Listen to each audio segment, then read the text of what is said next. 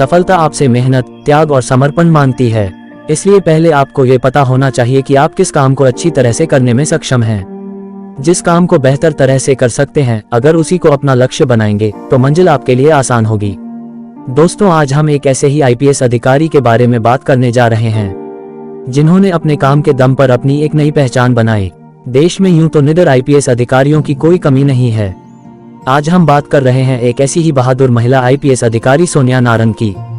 सोनिया नारंग बचपन से ही केवल सिविल सर्विस ज्वाइन करना चाहती थीं। यही वजह है कि हाई स्कूल पास करते ही उन्होंने यूपीएससी की तैयारी शुरू कर दी। चंडीगढ़ में जन्मी और पली बड़ी सोनिया नारंग ने साल 1999 में पंजाब यूनिवर्सिटी से अपना ग्रेजुएशन किया। होनहार सोनिया नारंग ने सोशियोलॉजी में गोल्ड मेडल भी हासिल किया। सोनिया नारंग के पिता एएन नारंग रिटायर्ड उप पुलिस अधीक्षक हैं और उनके रोल मॉडल भी रहे हैं। सोनिया नारंग कर्नाटक कैडर में 2002 बैच की आईपीएस हैं। अपनी नौकरी के दौरान सोनिया नारंग कर्नाटक के कई बड़े शहरों में तैनात रहीं। यह उनकी ईमानदारी और दिलेरी का ही नतीजा है कि वो जहां भी गईं वहां से अपराधी भाग खड़े होने पर मजबूर हो गए। सोनिया नारंग उस वक्त काफी सुर्खियों में आई जब उन्होंने साल 2006 में भारतीय जनता पार्टी के एक नेता को थप्पड़ जड़ दिया था। दरअसल इस साल एक कार्यक्रम के दौरान कांग्रेस और बीजेपी के दो बड़े नेता आपस में भिड़ गए थे। तब आईपीएस अधिकारी सोनिया नारंग ने भाजपा के एक नेता रेणुकाचार्य को सरेआम तमाचा जड़ दिया था।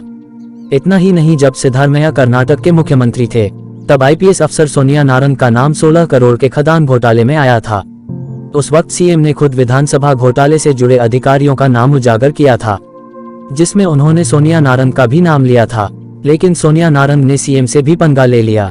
उस वक्त सोनिया नारंग ने कहा था कि मेरी अंतरात्मा साफ है, आप चाहें तो किसी भी तरह की जांच करा लें। मैं इस आरोप का न सिर्फ खंडन करती हूं, बल्कि इसका कानूनी तरीके से हर स्तर पर विरोध करूंगी।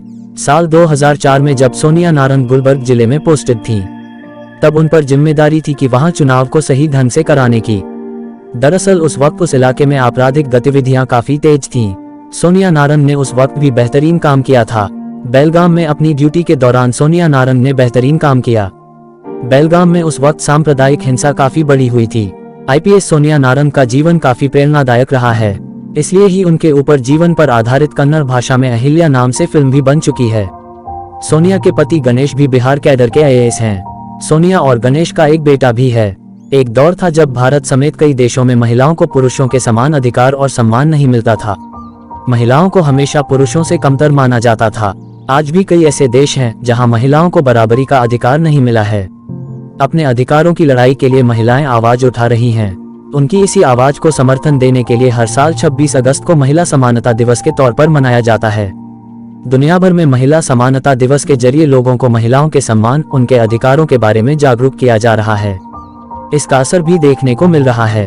भारत में कई ऐसी दिग्गज महिलाएं हैं जो वर्तमान में अपने क्षेत्र में सराहनीय कार्य कर रही हैं। खेल जगत से लेकर राजनीति और राष्ट्रीय सुरक्षा से लेकर प्रशासनिक सेवा क्षेत्र में समान अधिकारों के साथ कार्यरत हैं। तो दोस्तों, आपको यह कहानी कैसे लगी कमेंट बॉक्स में जरूर बताएं, तथा ऐसे ही और अपडेट पाने के लिए चैनल को सब्सक्राइब करें और प्रमोट करें।